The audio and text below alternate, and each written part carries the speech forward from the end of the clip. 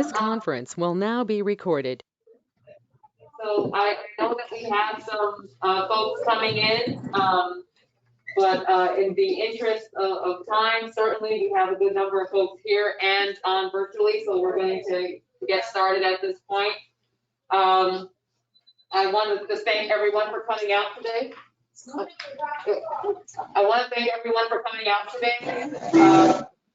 I am going to, at this point, remove my mask. I am vaccinated, but it's difficult for me to speak in this mask, and I want everyone to hear me, but just wanted to let you know.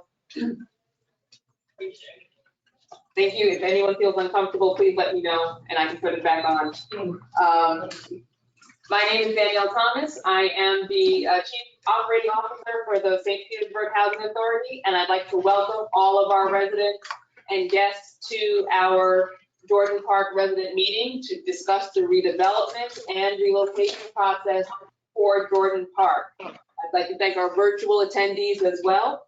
And actually, I'm pleased to announce that we have several of our board members joining us virtually, and I'd like to just acknowledge and introduce them and give them an opportunity to say any welcoming remarks that they may have. We have our chairman, James Dates of the St. Petersburg Housing Authority.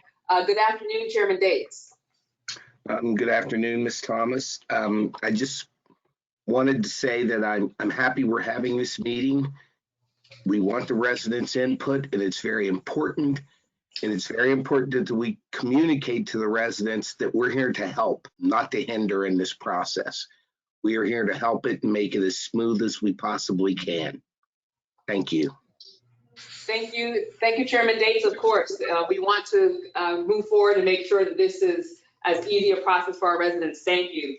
I believe we also have on the line the chair of RISE Jordan Park, Chairperson Jerry Lynn Evans. Chair Evans, are you joining us?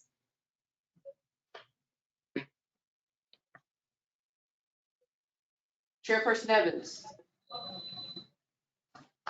All right, well, she may be able to come in a little bit later, and certainly we'll acknowledge her at that time. We also have Commissioner Angel Charlton from the St. Petersburg Housing Authority. Commissioner Charlton, good morning, good afternoon. Hello? Hi there, yes, we can hear you, Commissioner Charlton. Okay.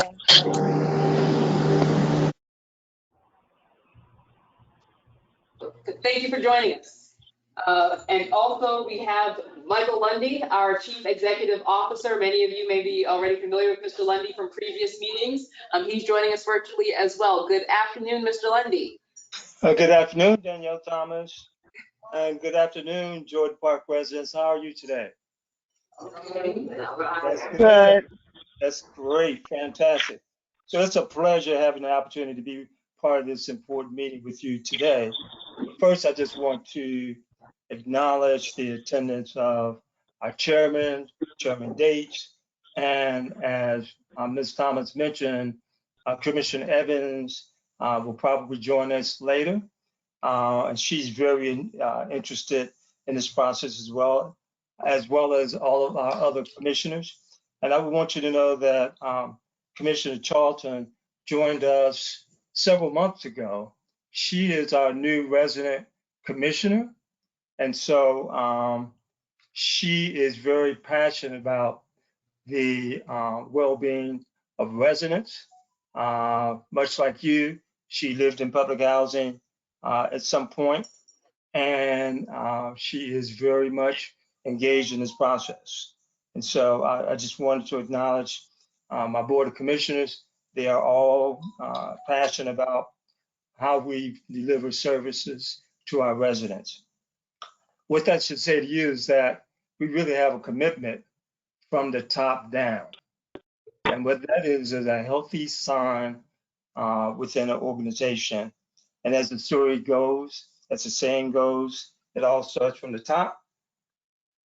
And so, so I'm really delighted that we have such a strong, engaging board of commissioners.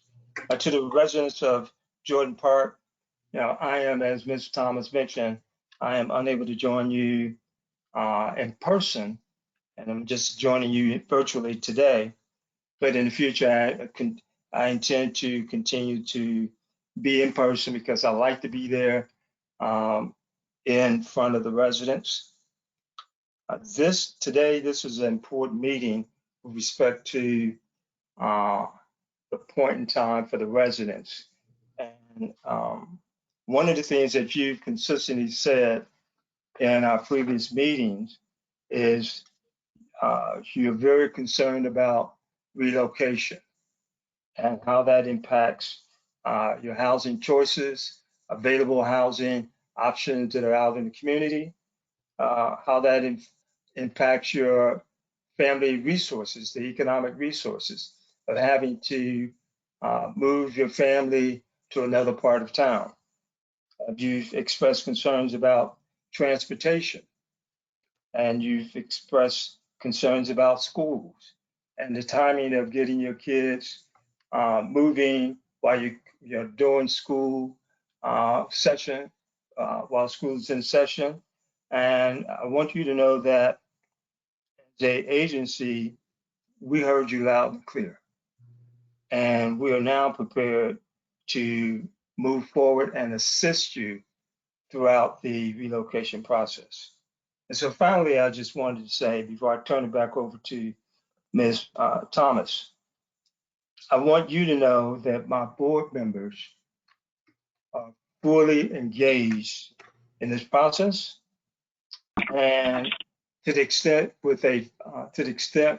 of focusing on you as residents. They're doing the renovation and the redevelopment and new construction of the senior building and the renovation of the 204 apartments at Jordan Park is important, but the most important thing is how we work with you and treat you. And so I want you to know that they're fully engaged. You should know, as the CEO of the Housing Authority, I am fully engaged. You have a number of staff that are here today to talk about relocation. They're fully engaged. And it goes not only for the staff that are in your presence today, but the staff that are back at their office, the staff that are out on the site doing the work orders. We're all concerned and fully engaged with working with you to make sure that this process goes as smoothly as possible. And of course, as residents, we know that you're engaged. I can tell by the number of people that have joined in this meeting. And so together we'll get to the end. And it may be a little uncomfortable at times, but we'll always be there to assist you every step of the way. I have an open door policy. You can always reach out to me if for some reason you feel that you're not getting a good delivery of service. But together we'll get there with the primary goal of providing you better quality housing and enhancing your housing experience. And so with that, I'll close my remarks and turn it back over to Ms. Thomas. Ms. Thomas. Thank you so much, Mr. Lundy. Thank you for underscoring that. And certainly, as he said, if there's anything that you have questions or concerns about, there are multiple people here at the Housing Authority to assist or to facilitate or to address that particular situation. And I do know that Commissioner Evans Chairperson Evans of Rise Jordan Park has joined us. Good afternoon, Chairperson Evans. Good afternoon, everyone. Thank you so much for joining us. And as Mr. Lundy said, Chairperson Evans. I'm sorry? Chairperson Evans has been also very attentive to this process as well, and I'm glad that she could join us as well. We also have, just so that you know who's in the room, because there may be questions for particular individuals throughout this, we do have our finance officer, Carolyn Addington, who will be speaking today. We also have our asset management officer, Robin Adams, who oversees the public housing department, Mr. Larry Gonzalez, the housing choice voucher officer. We also have our fantastic property management team. We've got Grace White, assistant property manager, and Sonia Walker, who I'm hard at work on the phone. Sonia is, who is our customer service representative, and 2 new additions to our, our relocation team. We have Karis Hoff and Samantha Holmes. Please wave your hands, ladies. These are our relocation coordinators who will be working individually with our Jordan Park residents, with all of you, so that this relocation process for you is tailored to your family's specific needs. So that's why there's going to be, and I think I saw already cards going out where you'll be able to set up individual meetings with Ms. Hoff and Ms. Holmes so that they can get to learn your specific situation and concern in this process. And also we have our HCV assistant, Sabrina Priestley.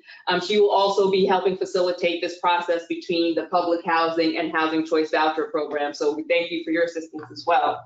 And finally, some special guests. We have Lisa Brody, the Assistant Deputy Director of Bay Area Legal Services, who will be providing a brief presentation on tenant rights and responsibilities for those of you who will be going into the private sector with your voucher.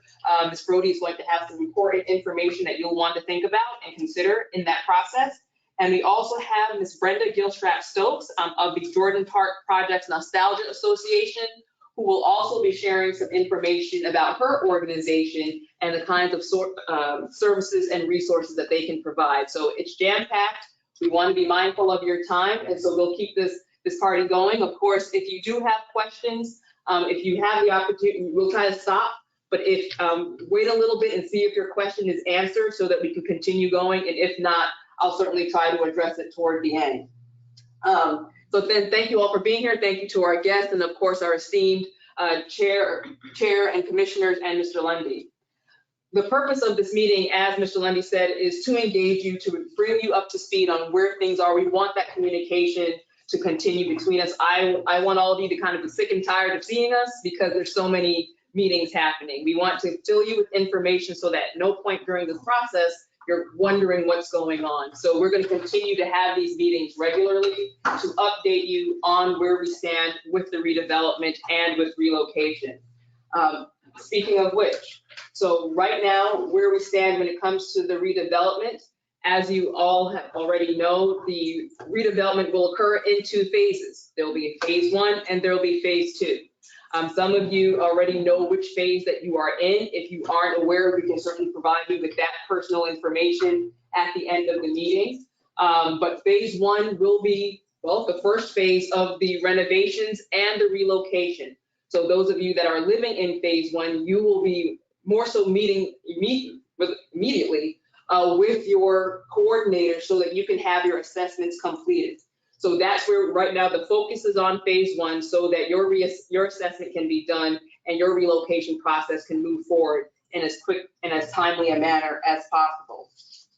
As you may already know, our board did receive, or the Housing Authority received, our disposition application approval from HUD.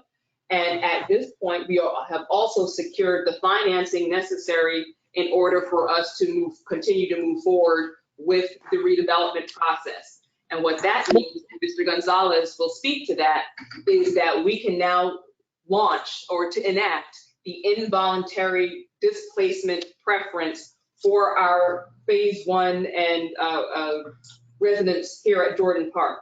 What that means is that Mr. Gonzalez on the wait list, for those of you that applied for the housing choice voucher and received that preference, that means he can now proceed with the voucher process regarding those families, and you will be hearing more information from him about what's going to be coming up in within the next week or so. And you'll want to pay very close attention to that because this process has some moving parts, and it's going to be important that if you don't understand everything, please ask the question because the voucher process is different to public housing, and you certainly want to get those details pinned down.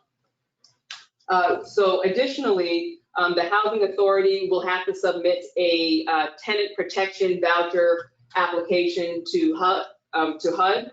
That is it's a related process, but it gives us additional vouchers. So that is something that we have to formally submit to HUD, and we will be doing that in the near future as well.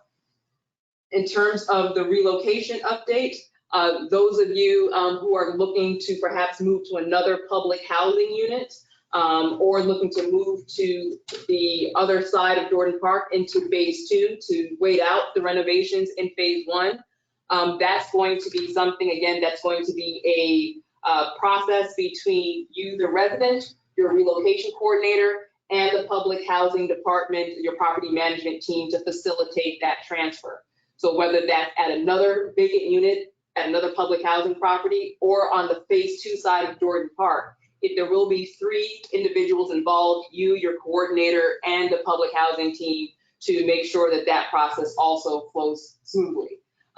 Those are things that we can really undertake within the next week or so. So please, if you're thinking about trying to relocate to phase 2, please speak with your coordinator. They have their list of who's on everyone's caseload. So if you don't know who your coordinator is, either Sabrina, Samantha, or Karis can give you that information at the end of this meeting. For our friends who are joining us virtually, our residents who are joining virtually as well, you can certainly call in to the Jordan Park office, either extension 254 or extension 255, and Miss Hoff and Ms. Holmes will be able to assist you and let you know who your coordinator is so that you can get assistance as well.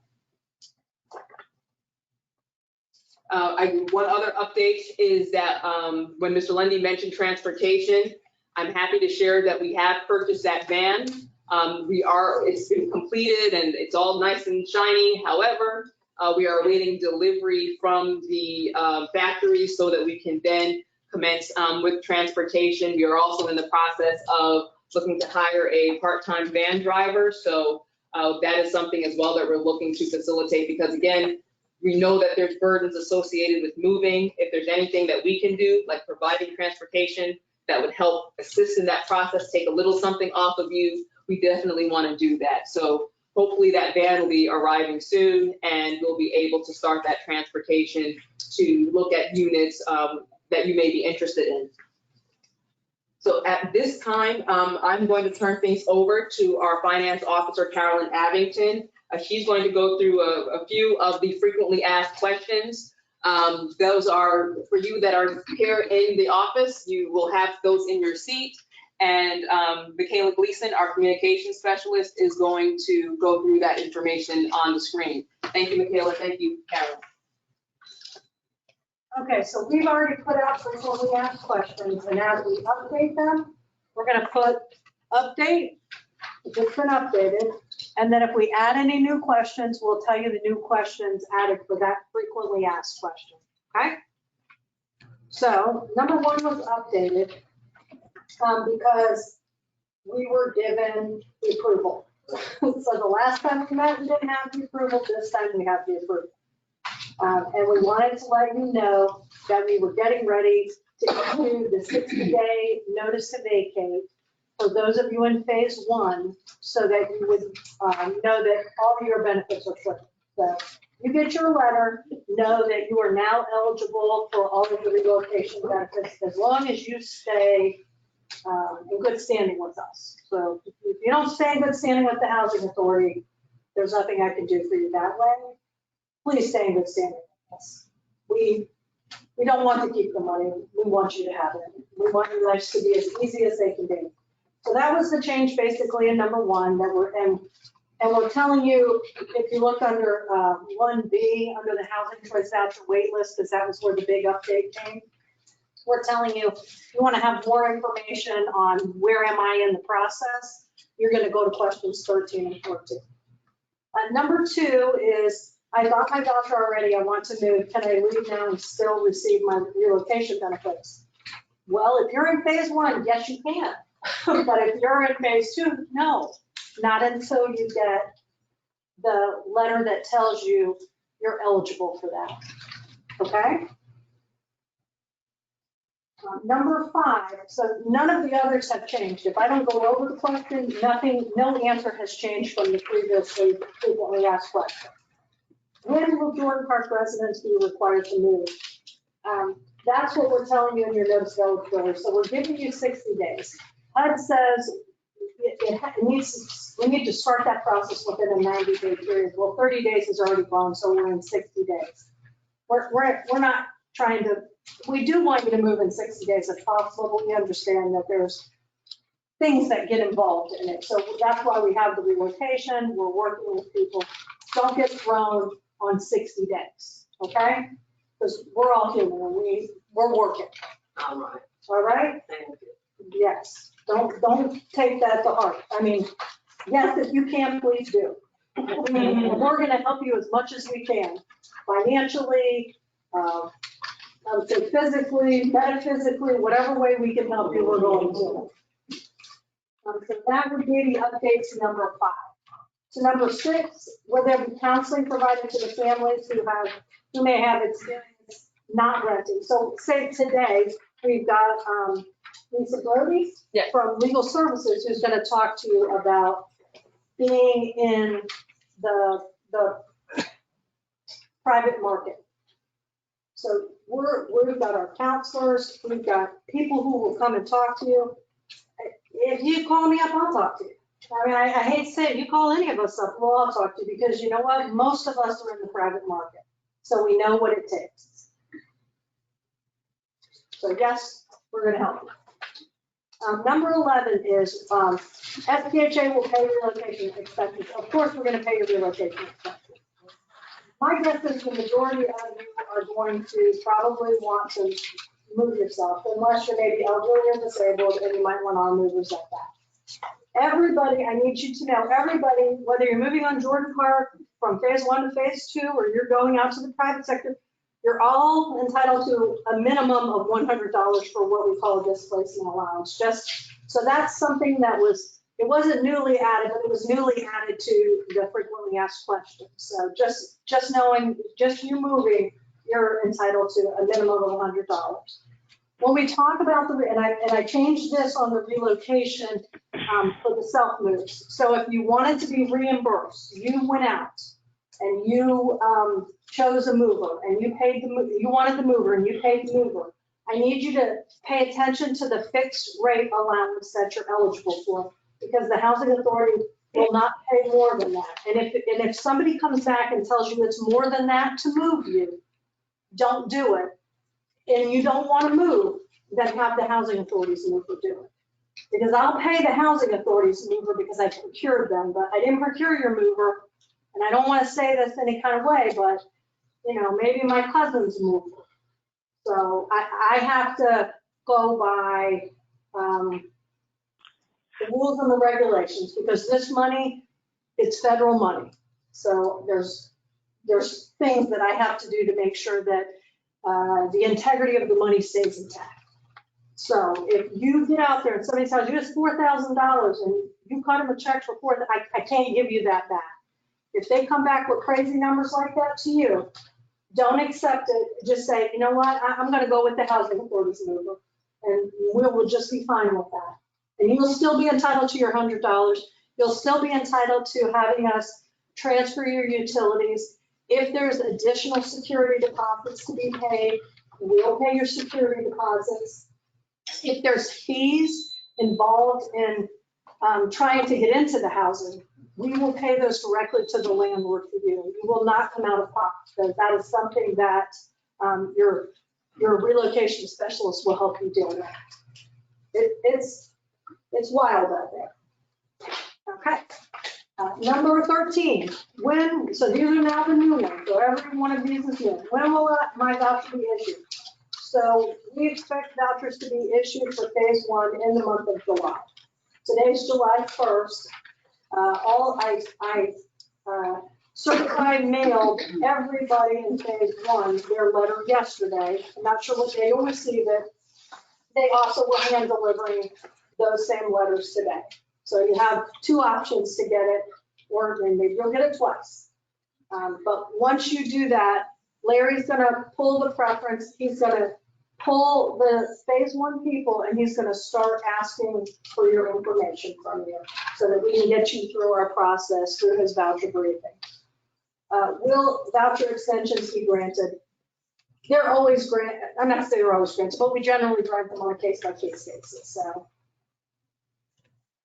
why should I complete another assessment? So it's very important you complete another assessment for the ladies. So we had general assessments for you in the past. What do you want to do?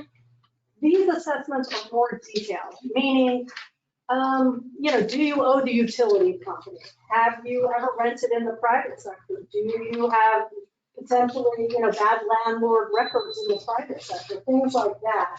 So that we can get a general idea on you specifically, because everybody's not the same, so that we can help tailor where you can go. Okay? And number 16, how much money am I getting? For you to know that, you're gonna meet with that relocation specialist. And that is what you're gonna do. And when am I gonna get my money? So everybody wants to know they're gonna get their money. The way that you're gonna get your money is, after you meet with your relocation specialist and you find a unit or you move over to Jordan 2, when you turn in your keys for the unit that you're currently in, and public housing goes through your unit and says that unit's good to go, that's when that relocation specialist will have your check to give it to you.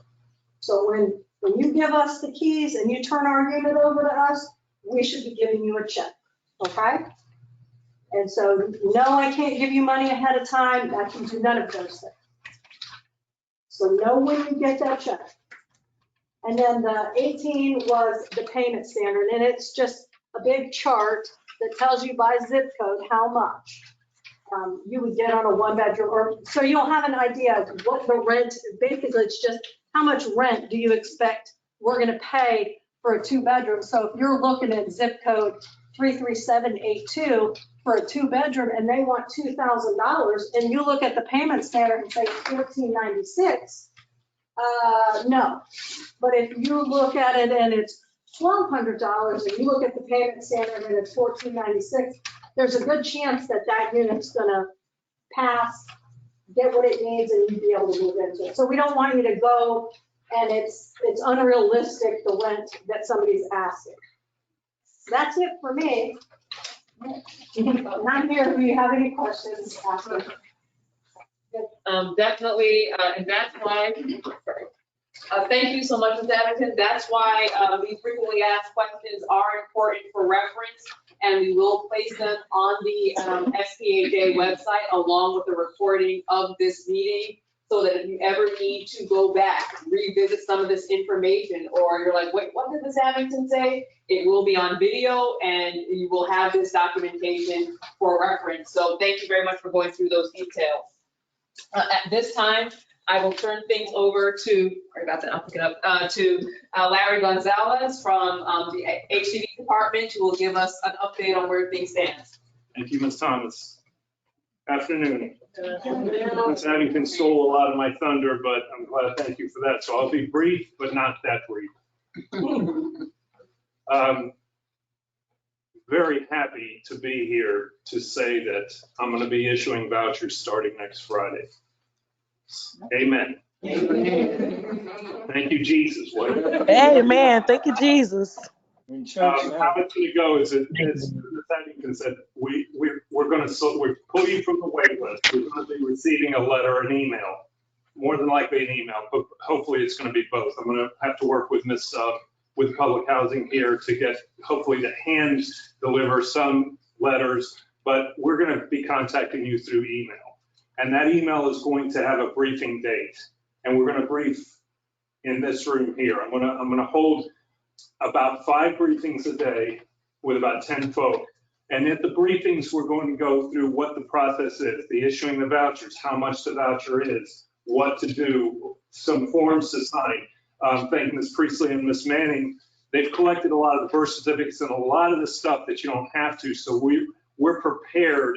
The only thing that we need in your file to issue a voucher is the forms that we'll be talking to you about at the voucher briefing. So again, we'll email you a time and date for that briefing. If you can't make it, please respond back and we can reschedule you, okay? But it should be about an hour-long process. Now, one of the things that differs with these briefings here compared to the regular Section 8 voucher briefings is that you got 2 assets here that are very helpful, and it's the ladies in the back, the relocation specialists. They will help you. Use them, make appointments with them, ask them questions. If they don't know the answers, they can talk to my staff and they'll get the answers relayed back to you. We're also going to have in the next month, actually the next 2 months and ongoing, we're going to have weekly virtual question and answers with your casework. Whereas you can get online and ask questions if you have them. So we're going to hold those on a weekly basis. We're also going to hold multiple virtual landlord briefings to let them know there's a lot of folk out there and let them know what advantages they are going to have to consider leasing to Jordan Park folk. And I want to tell you some of those advantages. And he didn't know I was going to do this, so I apologize, Larry. Some of the advantages is what, why should I lease to you? A Section 8 tenant. Why? Guaranteed rent. The housing authorities will make that rent for you. We're 12 months, we're going to sign a contract that says we're going to make that rent. Your rent today could be you owe $1,000 and tomorrow you lose your job and your rent goes to zero. And I'm going to make that rent no matter what that rent is. Whatever the housing authority's portion is guaranteed to them. They need to understand that. We're going to, we might be a little slower to get into it because we're going to inspect that unit. There's things we're going to do on your behalf. Yes, we are your advocates. But we're also going to pay your security deposit. We're going to make sure your utilities are on and that your stuff's transferred. And we're going to make sure they get their rent direct deposited every single month. And we pay those rents twice a month so that if they didn't make it on the first of the month, because you moved in on the 3rd, come the 15th of the month, I could still make that payment, okay? Be your own best advocates of the landlord. Know the program, okay? All right. Be your best advocate. Excellent.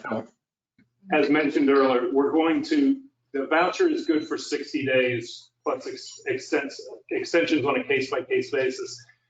When you get your voucher, start looking right after you get your voucher. It's tough in St. Pete, but it's not that tough. If you put the work in, and again, with the assistance of the relocation specialists and your caseworkers, you should be able to find a place here in St. Pete. There's a lot of people working for you that will get you into that place. And again, as Ms. Addington said, that there's advantages from the landlord's point of view to lease to Jordan Park folk. And COVID did us a favor because so many people lost their jobs and their rent wasn't guaranteed. But if you were on Section 8, your rent was guaranteed. So thank you. It's going to be more attractive to some landlords who didn't want to rent Section 8 in the past. Now they're considering it. I'm getting a lot of new landlords on the program. So it's just been a huge change to your advantage. But I cannot emphasize two things. I've said it, this is the 3rd time I say it. Use us as a resource, any of us here. You're going to have one caseworker, so you'll know who that is, the relocation specialist. So you're going to have a lot of resources available to help you in this process. But you're going to have to hit the ground running on day 1 after you've gotten the voucher. Because don't wait till the 29th day and then you got 30 days left on the voucher and it just doesn't work. So start thinking right now where you want to live. And again, questions to the relocations, they're out there looking and talking to landlords right now. So any questions? And I cannot tell you how happy I am again to say that we're going to issue vouchers next week. I have a question. We have a caller with a question. We also have a couple of questions here inside the office. So we'll take the questions inside first, and then we'll go into the caller. Yes, ma'am. Is there a list that you'll provide us of the addresses that we can look at? Yes, ma'am. All right. That was my question. All right. Thank you. Good question. Yeah. So just for our callers who maybe didn't hear the question was, is there a list of landlords or units that the housing authority can provide to residents so they can start their search? Mr. Gonzalez responded, yes, there is, and we will provide that. Thank you. Thank you for your question. Yes, ma'am. Maybe this may be for my case manager or something, but I have my mom that's on my lease. but she ended up getting her own Section 8. So how does that like play out? She hasn't found a place yet. Does she still currently count as part of my lease, and how does that work out? So you're living in public housing, your mother is on your lease, but she applied for Section 8 and she got a voucher. So technically at this point, she is, until she is a Section 8. She's Section 8 voucher. Okay, so she's a Section 8 voucher holder, so she is no longer, I guess, part of the public housing household, is that correct? No, she hasn't found a place. She hasn't found a place yet? Okay, she hasn't leased up yet. So if she doesn't find a place, so thank you for that clarification. If she hasn't found a place yet, then yes, she is still a member of your household until she signs a lease and a HAP contract with another landlord. She is still on your lease. So if she doesn't find one by the time you're ready to move out, then and you want to keep her on your lease as part of your household, then I believe that would be some further conversations with her HGV specialist, and of course internal conversation amongst your family as to how you want to move forward. Thank you for your question. And the caller, you had a question? Yes, I was wondering, when we move out of the apartment that we're in now, and we like the other one that we're going to, can we stay in that one and don't have to come back to the original one? Or do we have to come back to the original one? So you're saying if you leave Jordan Park with a voucher and you move into or are you talking about within public housing? If you move to another public housing unit? Yes, another apartment housing unit. Okay, so if you move to another public housing unit, let's say like that apartment, you can stay there. You do not have to return to Jordan Park if you do not wish to do so. No, I'm going to stay in Jordan Park, but they're going to move me to another unit. And if Okay, I like that unit, can I stay there? Or do I have to move back to the original unit that I came from? So the caller is asking if you move from phase 1 into a vacant unit in phase 2, and you like that unit and you want to stay in that unit, can you stay or return? Well, ma'am, renovations will have to occur in that phase 2 unit. So although you may like that unit that you're temporarily staying in, you will have to move out of it because renovations on phase 2 need to occur. So you would be, yes, so you would have to move back to a unit in phase 1 so that renovations in phase 2 could occur. But not necessarily the unit you were in. That's right. You may not move back into the exact same unit that you were in originally in phase 1, but you would need to leave that phase 2 unit so that the construction could take place. Ms. Adams has. I would add to that your family size would have to qualify for the number of bedrooms that you move into. So right now on the temporary relocation, you may be a single person and we don't have a 1-bedroom in phase 2. So you'd be moved into a 2-bedroom. But when you come back, you'd have to be in what we call a right size unit. That's So if correct. you're 1 person in an apartment, then you would be moved into a 1-person or a 1-bedroom apartment, not a 2 or 3-bedroom, you're saying? Correct. Okay, all right, thank you for that clarification. Thank you, caller, for your question. And actually that will parlay right into Ms. Adams' points on the public housing transfer process. Ms. Adams. The public housing transfer process, we already have. I got a question. Yep. Additional question? Yes. Yes. Okay, so I guess we'll pick one caller at a time. Well, my question is, which side, do you guys already know which side is phase 1 and phase 2? Yes, if you call the office, you can be provided that information, yes. Second question? Yeah. That's section 2. Is it also moving? Because is it also moving with session 1 if you got a bouncer? I'm sorry, caller, could you please repeat your question? You were kind of coming in and out and it was a bit unclear. My question was if I got a bouncer in session 2, can I move with 1 or no? And she moved to phase 1 with her voucher. Okay, you're just asking, can you move to phase 1 with your voucher if you live in phase 2? Yeah. So, no, that would not be possible.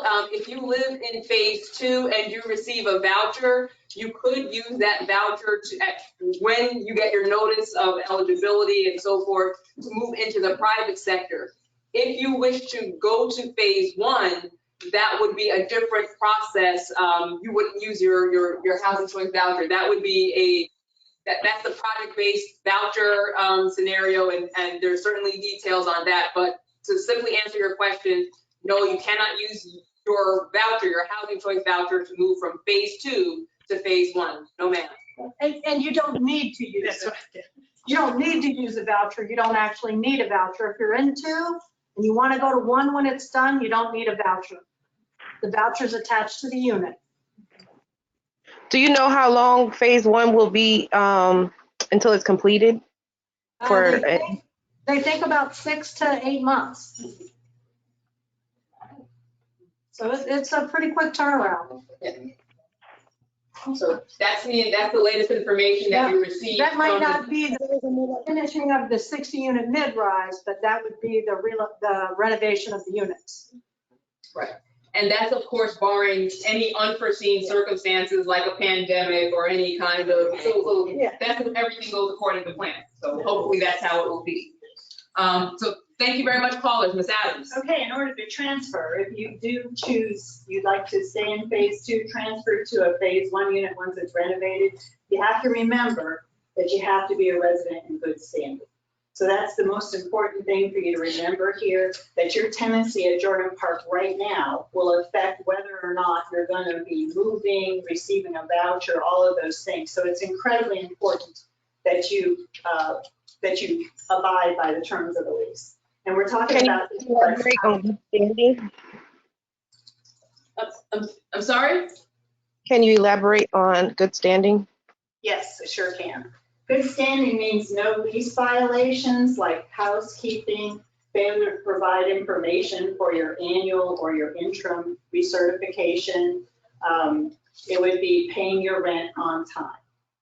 And paying your rent, if you're unable to pay, having a repayment agreement and paying that off on time prior to the move to phase 1 or the moving back to phase 1.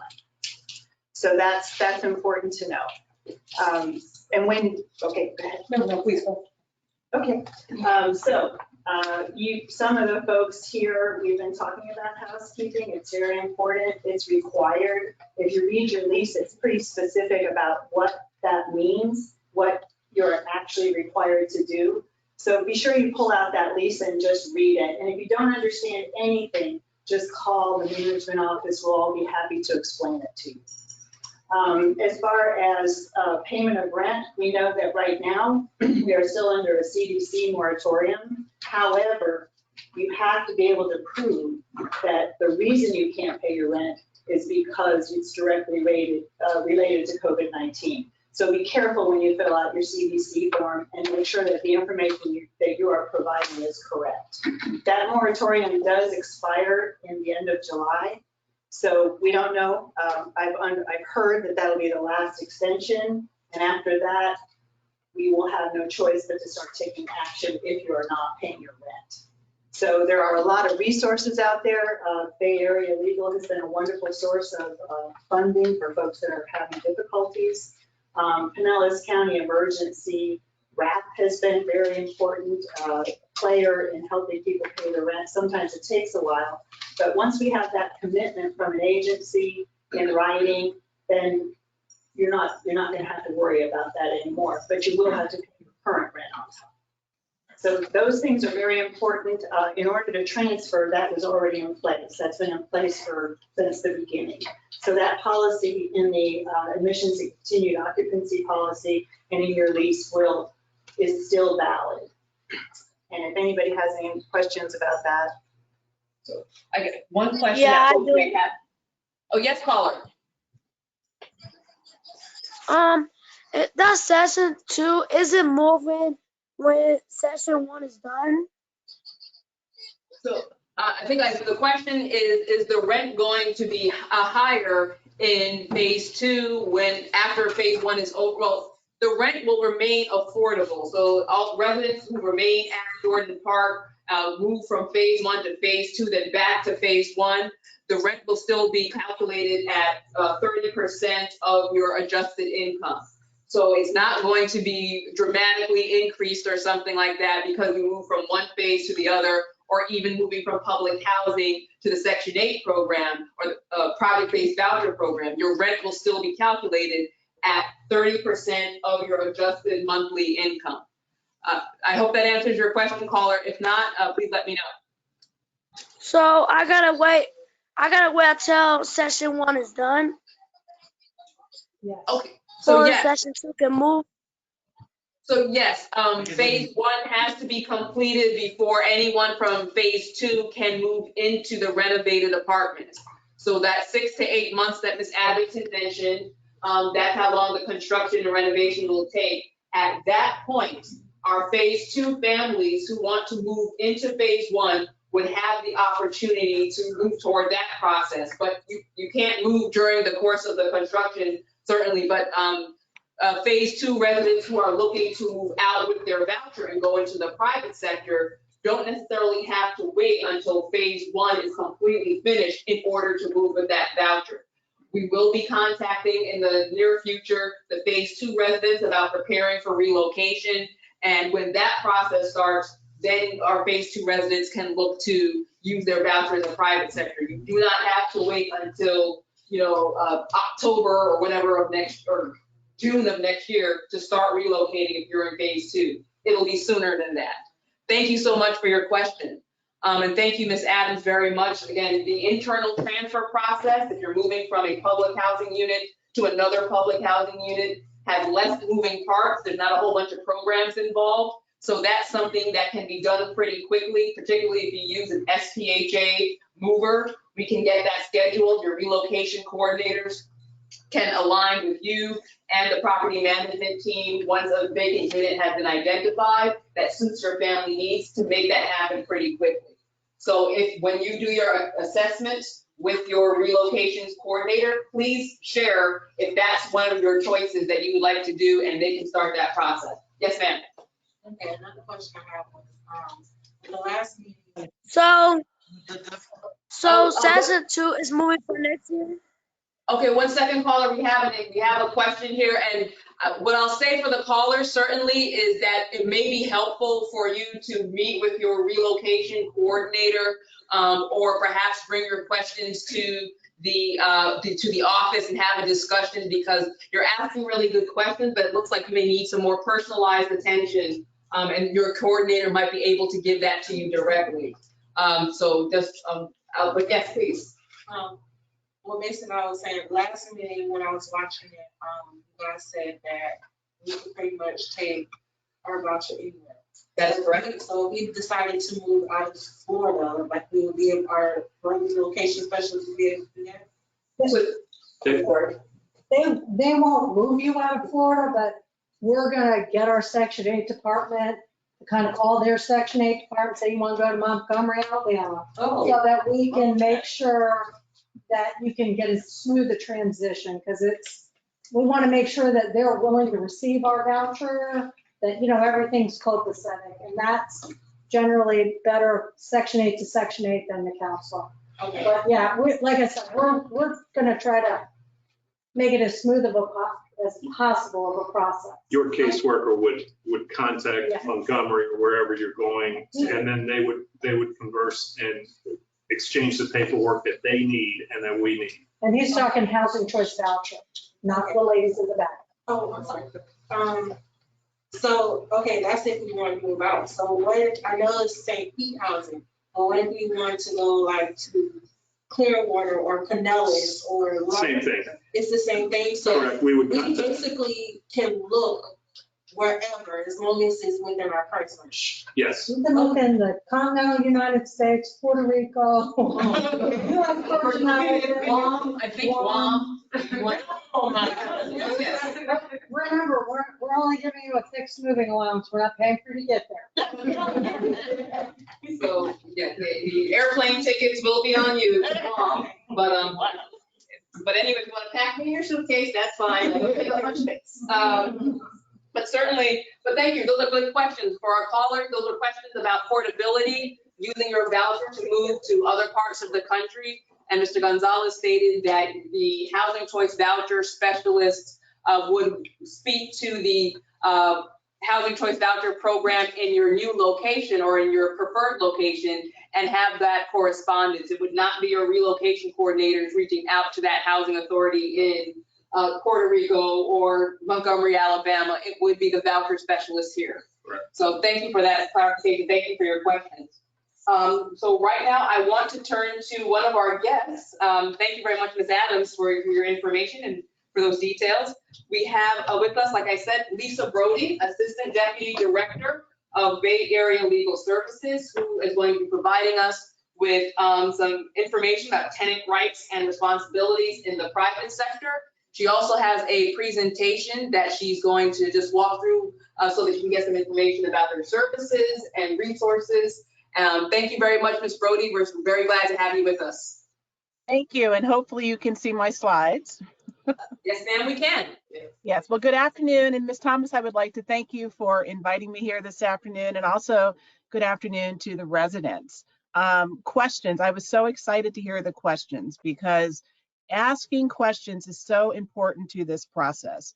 As you can see from this slide, I've been practicing for 25 years, and I've been through all phases of going back to the late 1990s with Hope Sixth and Graham Rogal and Benjamin Towers and the Senior Village. And what has really helped all of those processes were when tenants and residents would ask questions. So I want to really encourage you to continue to ask those questions that you may have so that you have the clarity to provide you with the comfort as you make this transition. So again, my name is Lisa Brody, and I'm the Assistant Deputy Director for Bay Area Legal Services, and we provide free civil legal assistance. So throughout this process, if you find yourself in a situation where you might need some advice and counsel, I would strongly encourage you to please reach out to us because we will be able to provide you with any additional guidance that you might need. So moving ahead, what does Jordan Park redevelopment mean for you as a tenant? So this afternoon, I just want to provide just a few tips on things that I've seen in my 25 years of practice that I think are helpful, especially when you're moving from public housing into the private market with your Section 8 voucher, because it is different. And we just want to make sure that you're armed with as much information as possible so that you can make that tenancy a productive and fruitful tenancy that will also provide stability for you and your family.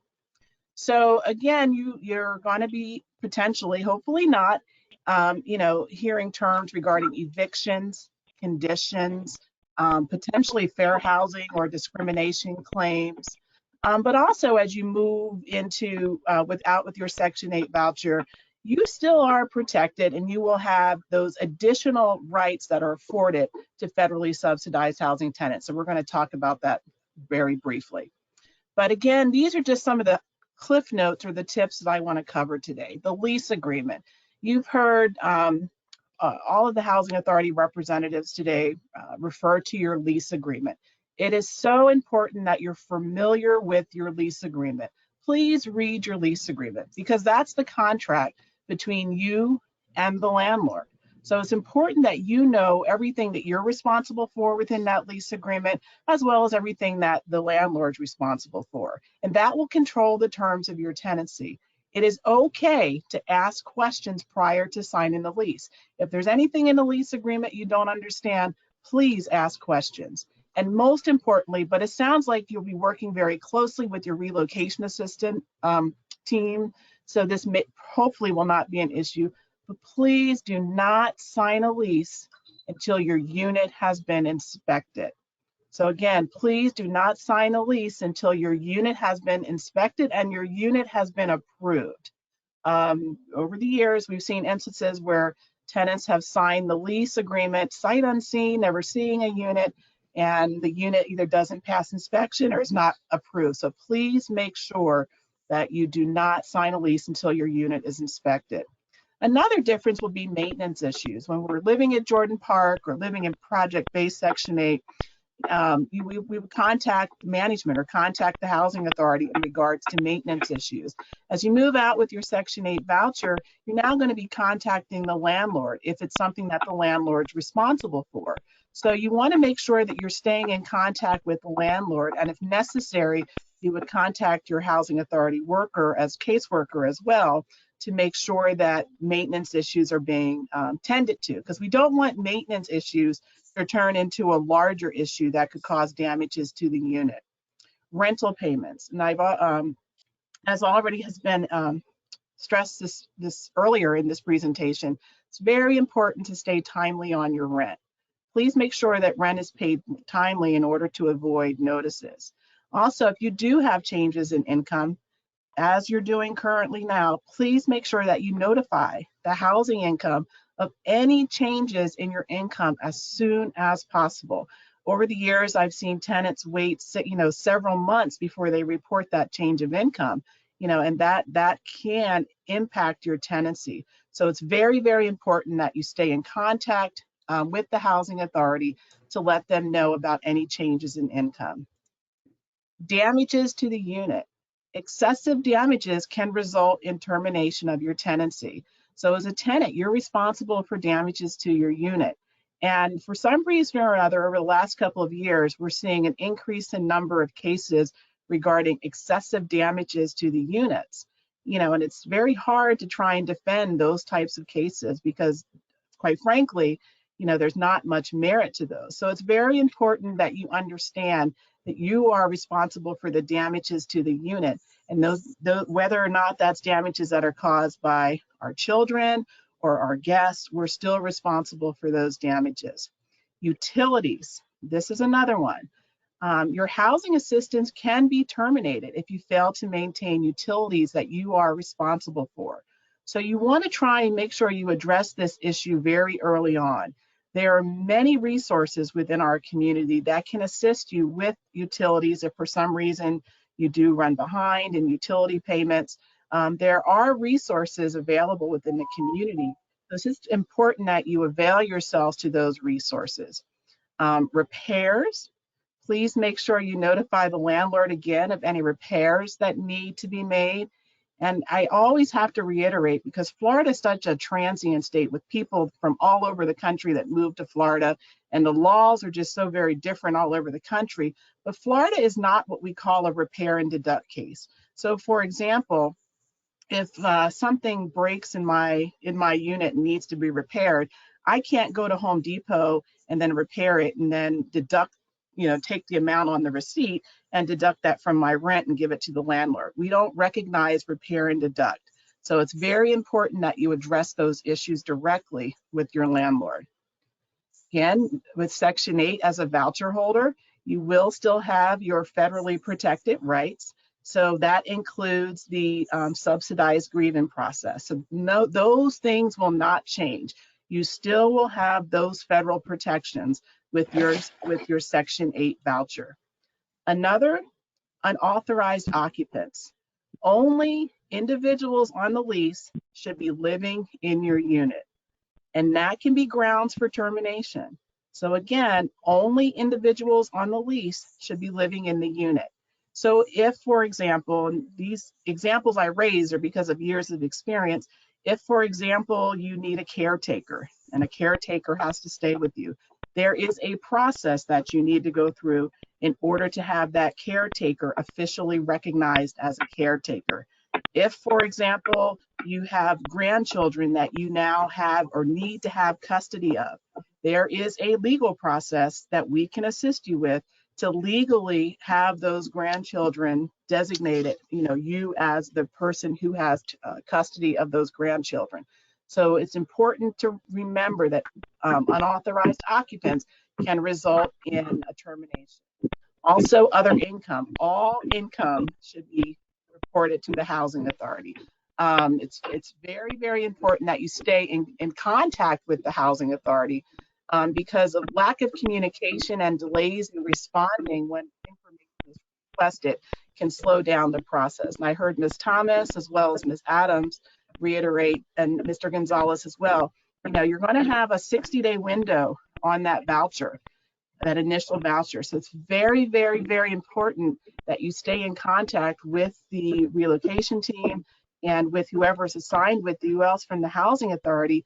If you start to run into some hurdles trying to lease up within that 60 days, because there will be, as they mentioned earlier, case by case opportunities for extensions, but generally extensions are very hard to come by. So, but again, if we're communicating, there is assistance out there. They might be aware of a unit that could be available for you. So don't feel bad about asking questions. Don't feel bad about staying in contact. I'm sorry, I just have one question.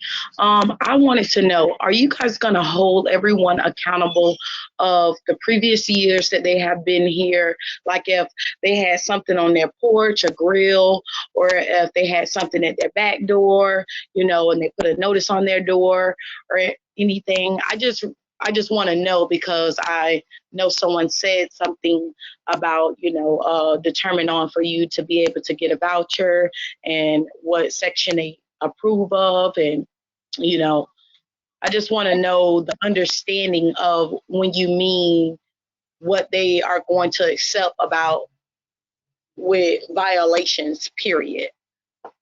Well, that would be a question for the housing authority. We're a separate agency.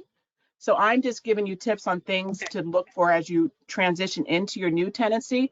I know that in order to receive a Section 8 voucher, you have to be in good standing with your current tenancy. So that is something that you would want to ask directly to a representative from the housing authority.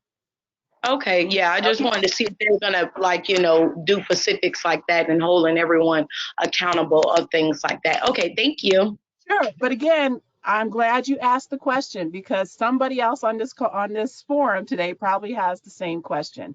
But if you're probably in your unit right now, you're probably in good standing. So we just want to keep it that way. Okay. Because I just wanted to personally see how deep they go get into it. I mean, I know we ain't all perfect. I know everybody done had some mistakes, so left something on their porch, grill and stuff like that, and then corroborate stuff. I just wanted to see how deep are they gonna get into it, like with Wise On, in order to letting certain people get the vouchers. I know last time when we did the meeting, they were saying stuff like, with people constantly calling the police and stuff like that. Now I can understand those reasons, but I was just trying to figure out, about the little small things, little minor things, just to ask that question.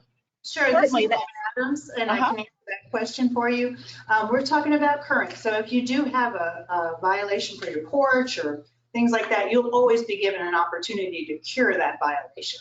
You cure the violation, now you're in good standing again. Okay. So if you get a notice, just read what it says. If you have any questions about it, call the office, correct the problem, and you're back in good standing.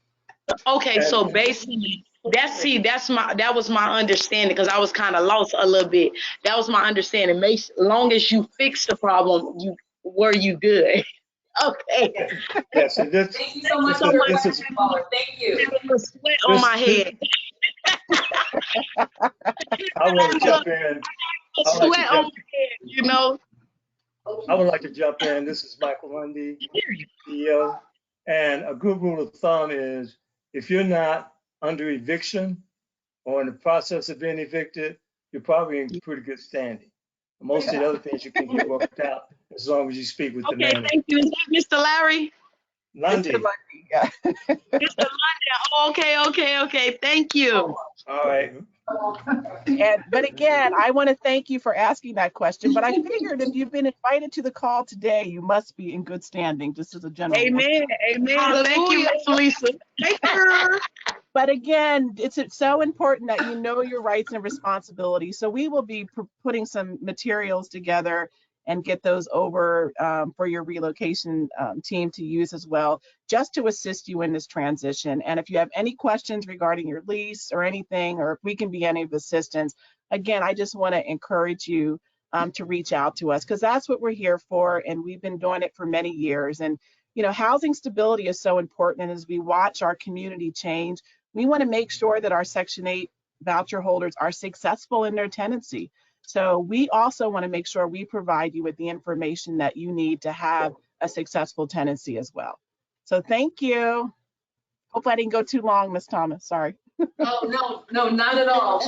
Thank you so much, Ms. Brody, for providing those important tips and information, best practices. Certainly, again, Ms. Brody and her team at Bay Area Legal Services are fantastic resources to be able to, find out more information about, or if you need guidance, as she said, through this process.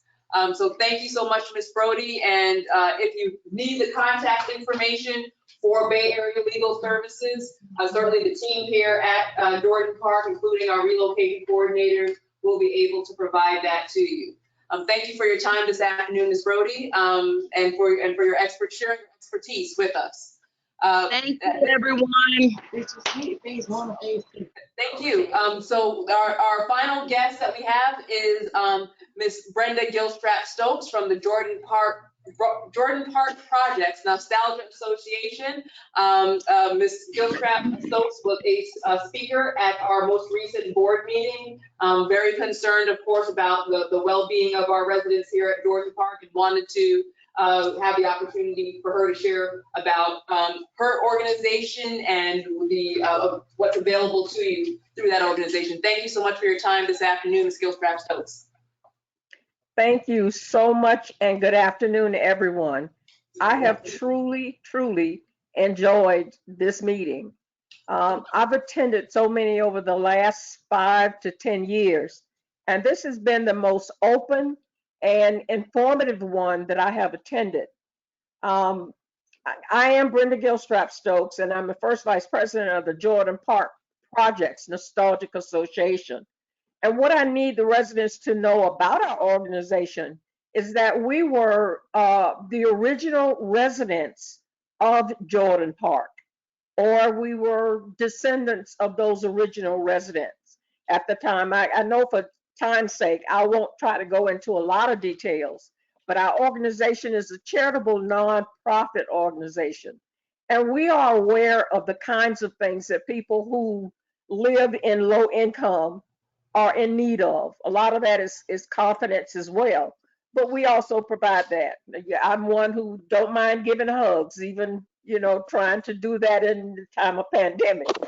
But the other thing that I do want you to know, that the property that Jordan Park sits on, the very essence of that being there, was donated back and negotiated back in 1939 with the partnership with U.S. HUD, and that's the Federal Housing and Urban Development, as well as the City of St. Petersburg and the St. Pete Housing Authority.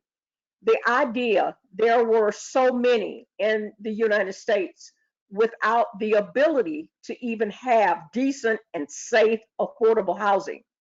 The federal government became involved, and what they did through that partnership, developed a federal housing apartment unit project itself. Now in our area, Mr. Elder Jordan Sr. and his 5 sons were Black businessmen here in this area. They own a lot of property here, including the property that Jordan Park sits on. They own the Johnson Dance Hall, which is now called the Manhattan Casino. They also provided transportation for people, African Americans, people of color, to get back and forth between St. Petersburg, Clearwater, and some of the other areas where African Americans live. For those of you who are younger, understanding that during those times, there were only very limited areas that African Americans could live in. And issues relating to low income and affordability was really a major concern, which is why the government stepped in. I'm not going to go through a lot of it, but I will say something that I hope some of you in Jordan Park will remember, and that is, for the past few years, you have had a gentleman to attend Jordan Park Center there, dressed as Santa Claus. He brought his family, who were elves. He played Santa Claus and provided joy, treats, all kind of different things during Christmas time for the families of Jordan Park. That gentleman was Dr. Jordan Basha Jordan, and he is the son of Elder Jordan. And this is his passion to do for his grandfather. During times of the pandemic, he talked to different pastors and other people of faith and encouraged them to donate to pay rent for those people in Jordan Park who needed assistance. You can never, ever be raised in an area such as St. Petersburg, Pinellas County without the help of others. Although we like to think we did it ourselves, we didn't. And this is part of what our association does. We provide assistance. Some of you who are longtime residents may remember we did our own reading program as a part of your after-school program in the administrative office. This is several years back. So any area that we can provide support to other families, we do that.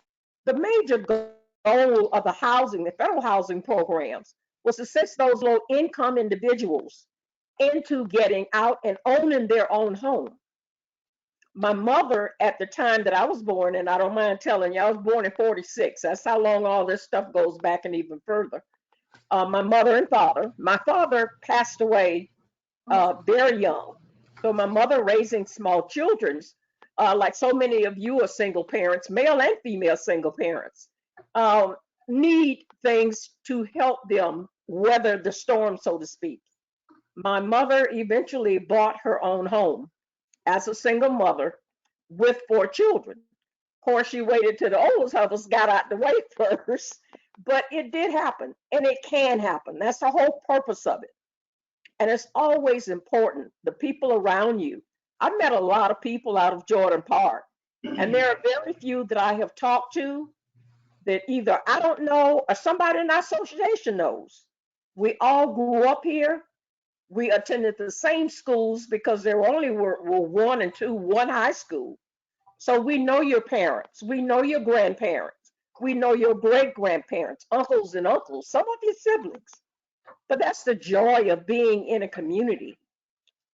We're available to provide those things that you need as a young family, but we need you to give us input into that. Tell us those things that you are needing for your family. I've thought of some things, and I will be talking with Charis about it, some things that we can probably share. And I don't want to take up too much time, but some of the things that I do want to make sure that I mention to you, when I'm telling you about your parents and your grandparents and the people that everybody knows here, it's such a small community. But we do need you as our younger generation to provide us with ideas, some input, the things that you need. There are a lot of male single parents. Their needs are pretty much the same as a female single parent, but there may be slight differences. I have worked with those. And finally, additional comment, there are a large number of resources that are available with this renovation that were not provided with the past renovation. And so you have a little idea about HUD. Lisa Brody mentioned a little bit about it. HUD has not changed a lot of their guidelines on what they do. You don't get HUD money because you ask for it. You have to jump through hoops, over barrels, and everything else. They have not changed a lot since their relocation plans back when the city of St. Petersburg relocated people due to the going through of US 275 and 75. Believe it or not, I was a part of that process. And I was extremely proud to hear Lisa in addressing that, because the legal part of it has to fit in there. And it is beneficial for you to know, please don't shy away from asking questions. The young lady asking about in good standing, no matter what it is you're having a problem with, some of us can help you see through it. The people in the office are there to help you with it. But unless you address it, you really cannot get past that. It will create a stumbling block. So what I'm saying to you is, there are numerous resources. Our agency is available to assist in any way we can. We have a number of members, as I said, we're all from Jordan Park. Some of the assistance that you may need that we're not aware of, please talk with the office, make them aware of it. I'm in contact with Cheris and several other people, and we will do more than our best to try to assist you. If you need an advocate, there's someone to go in and hold your hand while you ask those questions because you're nervous about it. You didn't pay a phone bill. It's electric under another name. You know, there are people who will help you to understand it's not a life sentence. Amen. Ms. Gilstrap, can you hear me? The idea that I'm telling you, we're there. We have been where you are. And our goal as an organization is to help you succeed. And in case you don't know it, and I hope after this meeting you start asking your parents about it. So, Ms. Gilstrap. Anybody. In St. Petersburg, Dr. Paul McCray, his family came out of Jordan Park. His uncle, Don McCray, was one of the first white pilots we had here. Hi, Ms. Gilstrap. Miller. All of your sports enthusiasts, all your famous people came out of Jordan Park. Glenn Edwards, Melvin Rogers, Ben Clyde, the basketball. We also had members that came out of Jordan Park as musicians who were a part of the band with Duke Ellington, with Count Basie, all of those individuals. So my point to you is this: it's not where you come from. It's what you do. You have a safe, affordable place to live. You can do anything you want to do. Go past those. And I hate to. Please leave your information with Cheris or give me a call. I can give you my number. It is 727 408 4671. And our president is Rufus Lewis. We have our second vice president, Reverend Robert Perry. We have our acting secretary, who is Shirley. I just want to interject. We and we also have our chaplain and president. Our chaplain is Mr. Ruben Hayes, who was a mathematician at Louisiana High I just School. wanted to interject because we do have some residents here that need to leave, and so I was wondering if perhaps you could share your information with Ms. Holmes and Ms. Hoff, so that way the residents could follow up with you if they have particular needs or questions that the JPPNA can assist them with. You have been a wonderful source of information, and I know that many of the residents here are grateful for the history that you provided and the details about the organization. I hate to interject, it's just that we do have some folks who need to get home to their young ones, and we want to be mindful of their time. Okay. But we certainly appreciate it. Thank you so much for that history. And so we will contact with you. I know that you have Ms. Hoff's information. We will follow up to get those details. Any promotional materials that you have that you'd like us to convey to the residents, we will certainly get that out there. Thank you so much for your time. You're welcome. Thank you. Thank you for having me. Thank you. Thank you. And there's one lady. Yes, ma'am. Yeah. Section 8 gentlemen, it was doing such a great job. I really want to tell you that. Thank you. If we get stuck with a landlord that we've gone to a lot of repair that's needed, and they have continually did nothing to have a follow through, can we come to the Section 8 department and let them know what we're going through? Yes, you're talking about why you're in the unit? Yes. So just to repeat the question for the callers, if you have your Section 8 voucher, you're in a unit, and the landlord is failing to make repairs in a timely manner, can't you contact the Section 8 department about the lack of repairs? Yes, you can. And the steps we would send out the inspector, they would assess the unit, and then go from there. But as Ms. Brody said, look at the place before you sign a lease. Make sure, look at every inch before you sign a lease, and make sure that that's something that you want. And okay. All right. Thank you very much for your question. Yes, Yes, ma'am. I did have a question. If we wanted to go through like a private landlord, y'all would be able to assist us with that, like So is your question that if it's a landlord who is not already on the Housing Choice Voucher Program, would we assist you in bringing that landlord Sure. onto the program?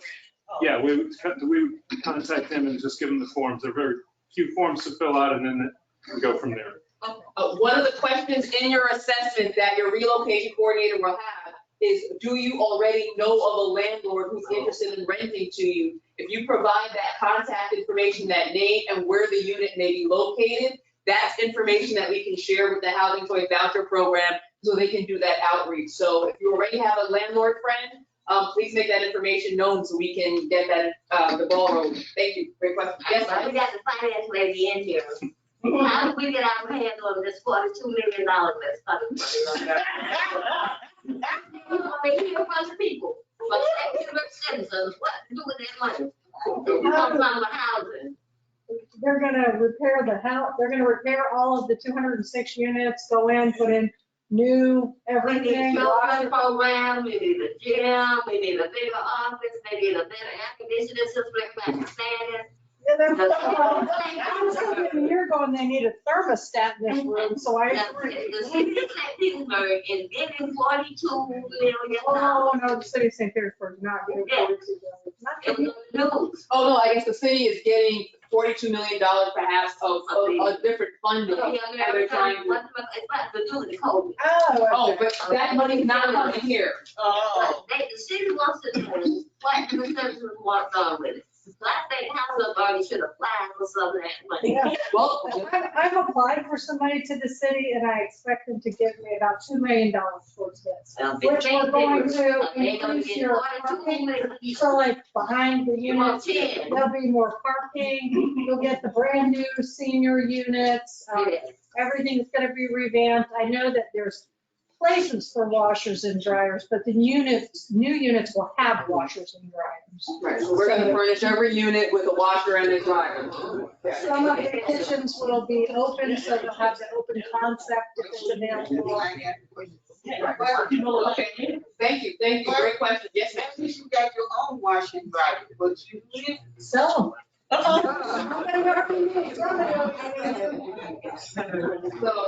that sort of would be a personal decision as to what you would want to do with your property. And that's, and again, and I'm so thankful for the, I think, is there a caller who has a question, or is that, I have a question. yes. Yes, ma'am. Okay, so phase with the first transition. So phase one, the ones who are receiving vouchers, I guess phase one has to receive them all, period. Okay, so when it's time to transition to phase one for the ones in phase two who opt out from receiving a voucher, now are they alerted just as well as the ones in phase one who wanted to come back? Are both of those in the first transition into phase one when they're complete? So folks in phase two will be made aware that the phase one renovations are over. If that is one of the options that they would like to choose for their relocation, because as I said before, you can't be in phase two while the renovations are happening in phase two. You're not gonna be in a construction zone. You're gonna have to leave. One of your options that you may want to pursue is to move to phase one, a freshly renovated unit. So you will be alerted that the units in phase one are completed, and if you would like to pursue living there, the information will be in that document or in the notice that you will receive about that process for transitioning to phase one, the freshly renovated unit. So yes, you will be alerted. Okay, but phase one, the ones who are returning, are they alert as well? Oh, you're talking about phase one people who have moved out with their voucher? Yes, I'm just, because my overall question is what, say for instance, in phase, if we're both alerted, and we're transitioning, to phase one completion, if the ratio is too high for, say you have 8 families who need a 4-bedroom, you only have 2 left, what happens to those phase 2 residents? Are we, we put into a 1 and 2 just until it's over, or what are our options? If that makes sense. So I guess you're saying is that if you are already outside of the Jordan Park and you're looking to return back, but what if there isn't a unit size that's fit for your household size? Right, basically from phase 2 and phase 1 residents going to phase 1 completed. Okay, so the thing is, phase 1 will be on the project-based voucher platform. So therefore, it's going to be, your household size is going to indicate or going to determine what bedroom size, to your point earlier, that is available to you. If there is not there's going to be a wait list. So if you are, depending upon where you are in that wait list, will determine whether or not, I guess, you are able to get in within the time frame to access the unit that is suitable for your bedroom size. They're not going to inappropriately put you into a bedroom size that is not appropriate for your household. So if you need a 4-bedroom and the only bedrooms that are left are 2-bedroom apartments, you will not be placed in a 2-bedroom apartment within phase 1 or phase 2 if you need a 4-bedroom.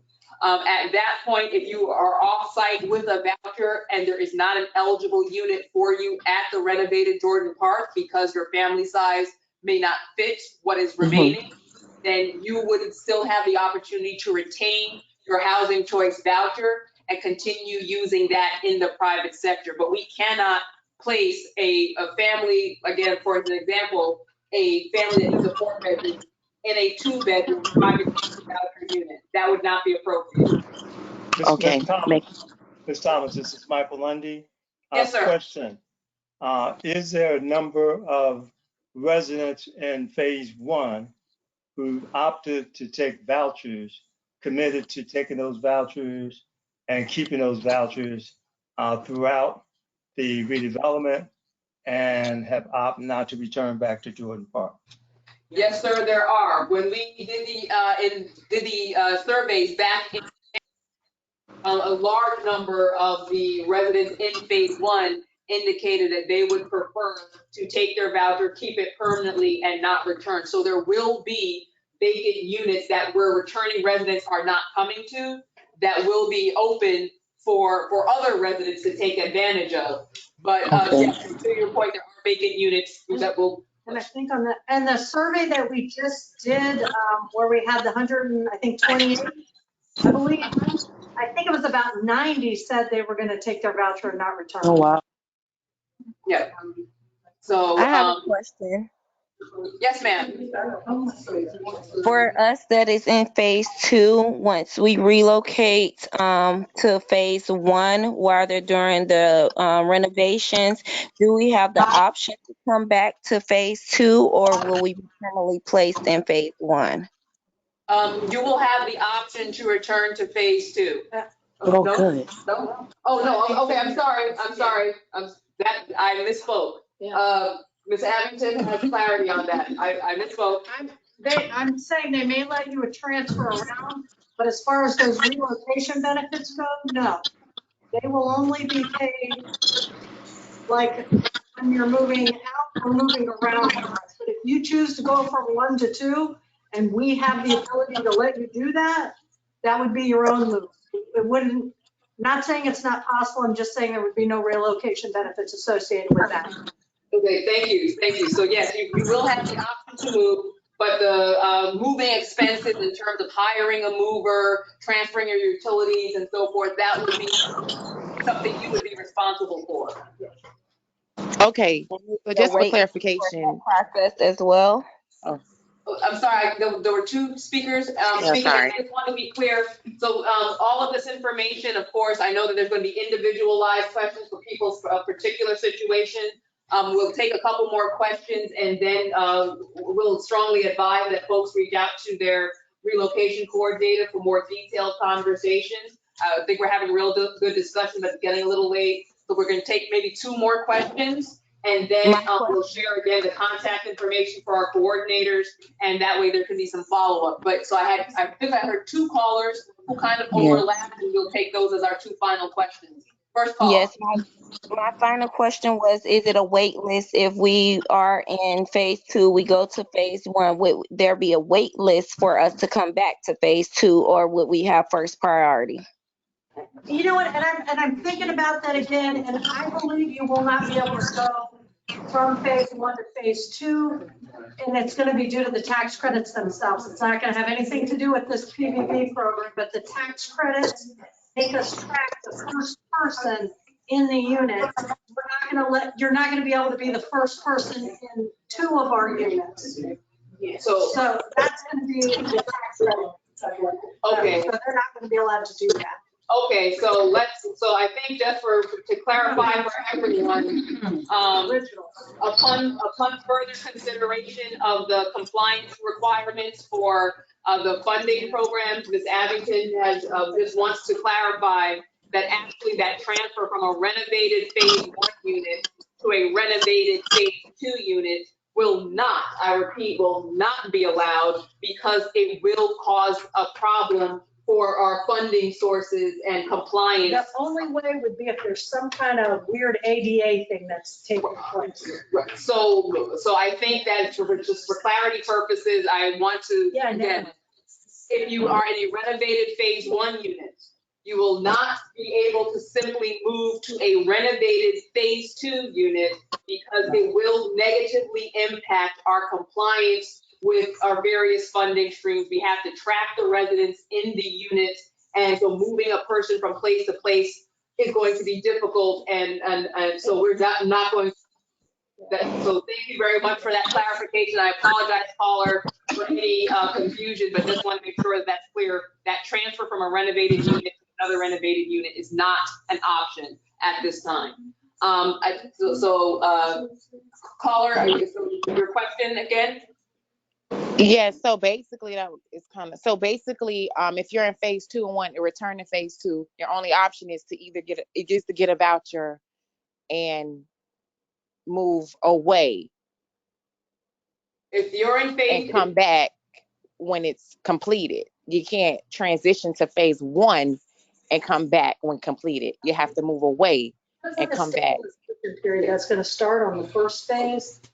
We're going to track the first week in that. Okay, so I think that what we might need to do is, might be one of the frequently asked questions. We can certainly talk to our various funding partners so that we can get some very clear answers on that. I appreciate the question. So what is going to be the options for the folks in phase 2? And what transfer possibilities, if any, and I don't think there are there from renovated unit to renovated unit? Thank you very much, caller. If you want to put your name in the chat so that we have your specific information so that we can make sure we get that question answered, not only just for you, but also we can put that on the website as well, so that folks know the answer to that question. Okay. Thank you kindly. Thank you. We have one more caller.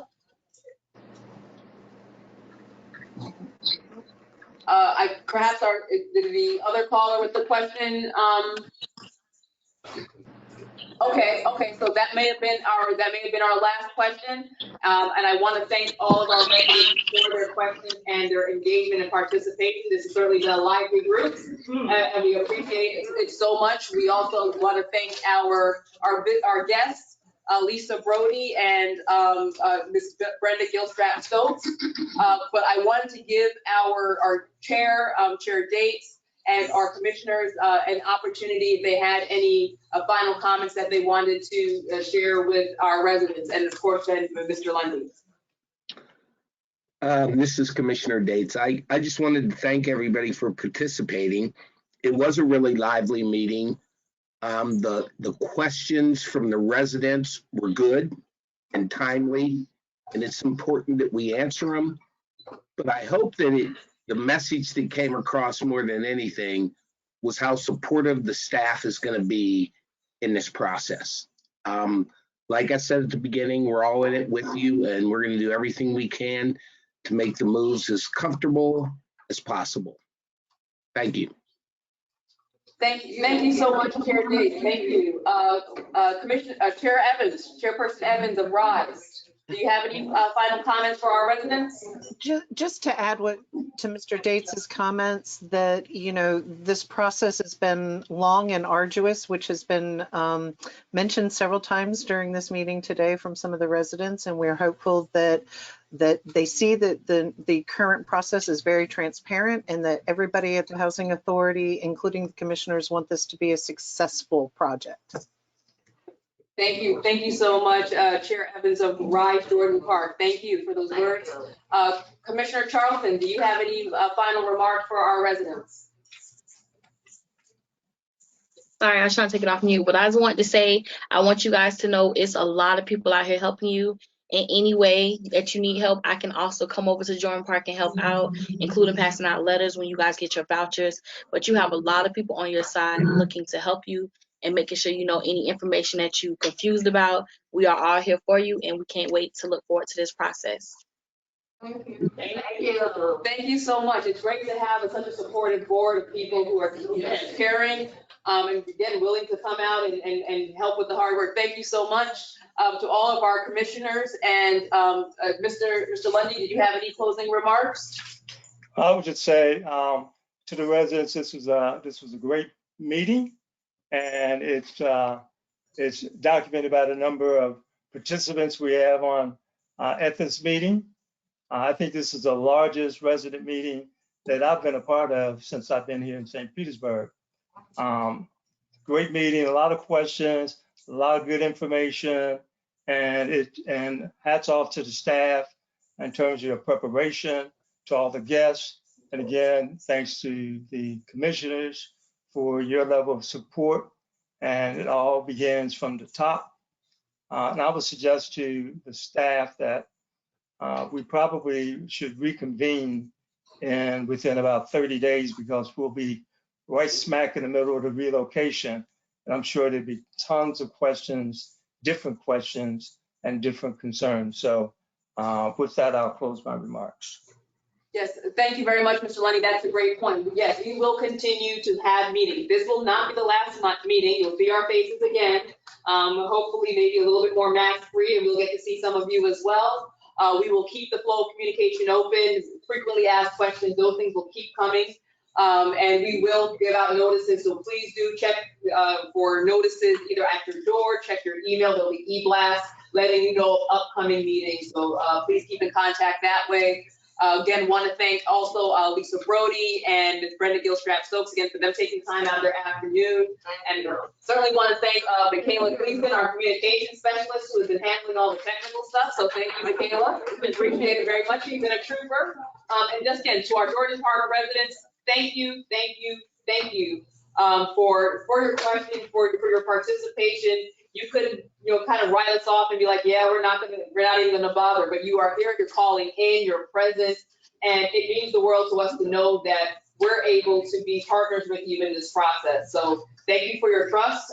We promise that we will continue to be great partners during this process. You will hear from us very soon again. Thank you, staff. Thank you, everyone. You are now released into the wonderful weather to enjoy your afternoons and your holiday weekends. Have a safe holiday, everyone. Thank you.